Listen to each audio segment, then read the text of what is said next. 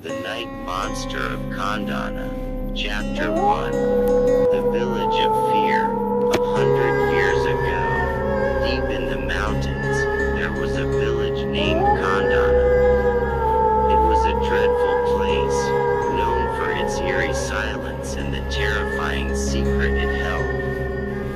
The villagers lived in constant fear because of a legend that had been passed down for generations. As soon as the sun set, everyone locked their doors and windows, whispering prayers. No one dared step outside after dark. Those who did never returned. The village spoke of a terrifying creature, a monster that roamed the night, hunting anyone foolish enough to be outside.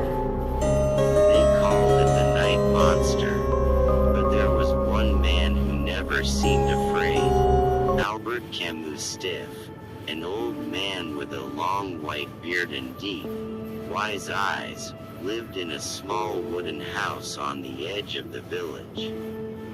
He loved telling stories to his grandson, Albert Leo, a curious and fearless boy of 12. "Tell me a story, Grandpa," Leo would beg every night.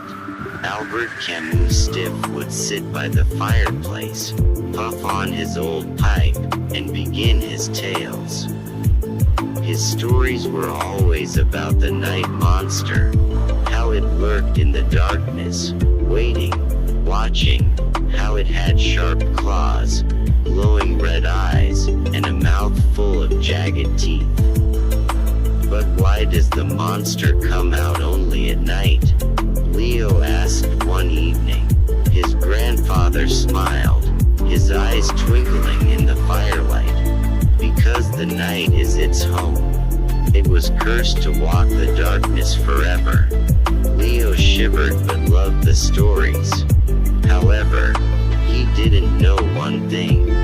His grandfather was hiding a terrible secret. Chapter 2. The Forbidden Secret. The truth was that Albert Camus Stiff was the night monster. Many years ago, he had been cursed by something beyond human understanding. Each night, as the sun dipped below the horizon, his body twisted, his bones cracked, and his skin stretched. His eyes turned blood red, his fingers grew into razor-sharp claws, and his teeth elongated into fangs. No one in the village knew his secret. They only feared the monster but had never caught it. Every night, Albert Camus Stiff would leave his house, hide in the shadows, and roam the village in his monstrous form. He never harmed anyone unless they broke the rule: never go outside after sunset. One evening, Leo asked something unusual. "Grandpa, have you ever seen the monster yourself?" Albert hesitated for a moment, then replied, "I have seen its shadow, and once, I heard it breathing behind me." Leo's eyes widened. "What if I see it one day?" Albert looked into his grandson's innocent eyes and felt something stir inside him. Fear, a fear he had never known before. What would happen if Leo ever discovered the truth? Chapter 3. The Night of Horror. One stormy night, everything changed. Leo had always been curious, and that night, he made a dangerous decision. He wanted to see the monster with his own eyes. While his grandfather slept, Leo quietly opened the door and slipped outside. The village was deathly silent. The wind howled through the trees, and the moonlight cast eerie shadows on the ground. Suddenly, a low growl rumbled through the air. Leo froze. His breath quickened as he turned his head slowly. And then, he saw it. A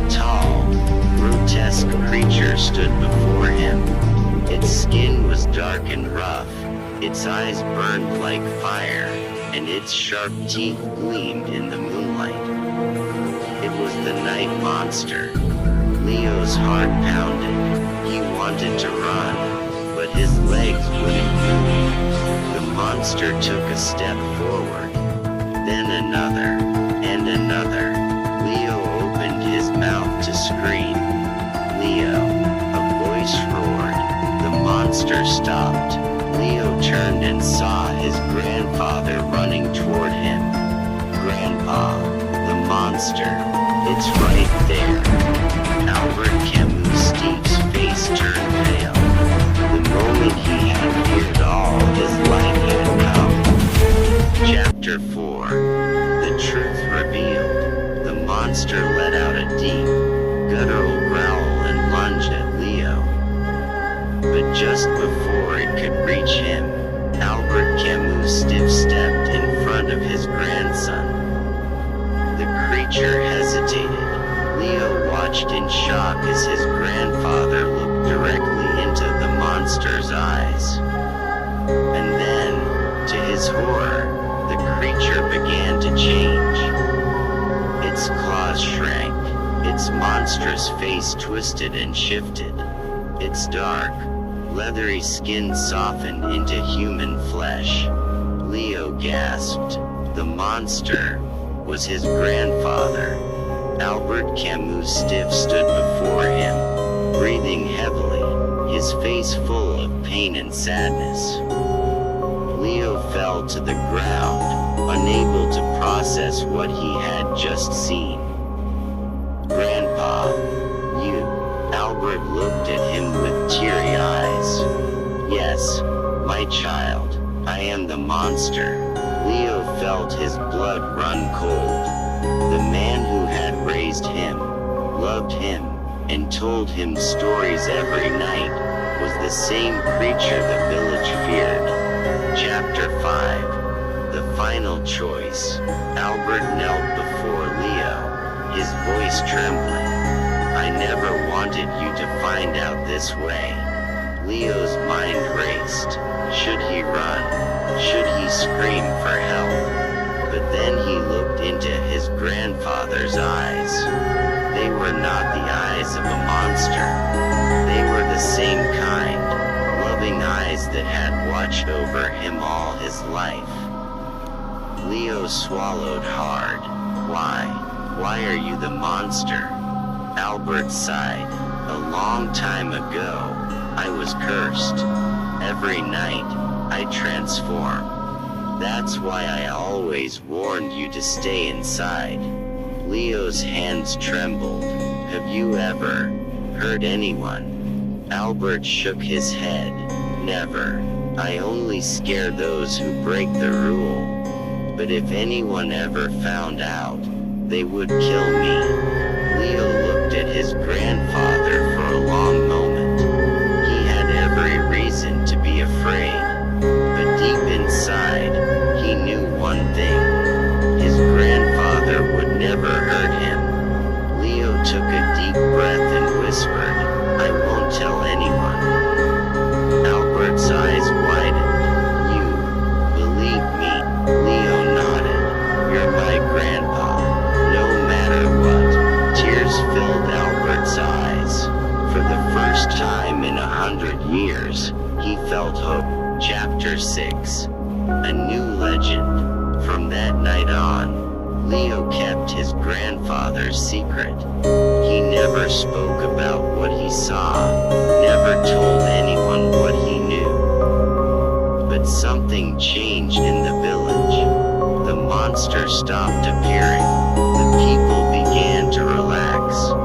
The fear that had gripped Condana for centuries started to fade. And one day, the stories of the night monster became nothing more than an old legend. But Leo knew the truth. Every night, his grandfather still transformed.